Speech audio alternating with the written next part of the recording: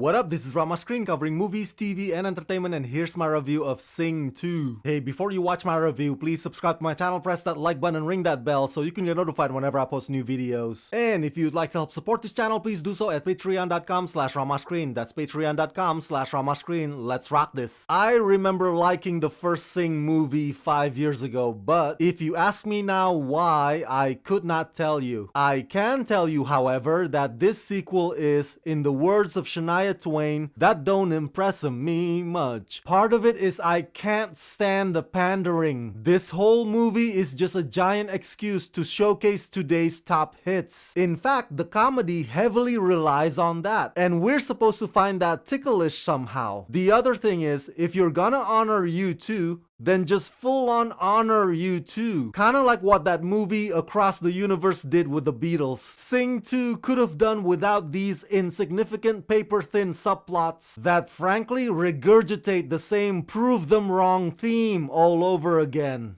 Written and directed by Garth Jennings, Buster has turned the New Moon Theater into a local hit, but Buster has his eyes on a bigger prize, debuting a new show at the Crystal Tower Theater in glamorous Red Shore City. But with no connection, Buster and his cast, Rosita, Ash, Johnny, Mina, and Gunter, they have to sneak their way into the world-famous Crystal Entertainment offices run by ruthless mogul Jimmy Crystal. In a desperate attempt to get Mr. Crystal's attention, Gunter spontaneously pitches an outrageous idea that Buster quickly runs with, promising that their new show will star rock legend Clay Calloway. Problem is, Buster has never met Clay, a reclusive artist who shut himself away from the world more than a decade ago after the loss of his wife. Even worse, Buster has failed to realize that Mr. Crystal is an egocentric gangster who would rather drop somebody off the roof of a building than to be lied to. Meanwhile, Rosita's leading role in the show gets ripped away and handed to Mr. Crystal's spoiled daughter, Portia. Desperate to save the show and his life, Buster embarks on a quest to find Clay and persuade him to return to the stage.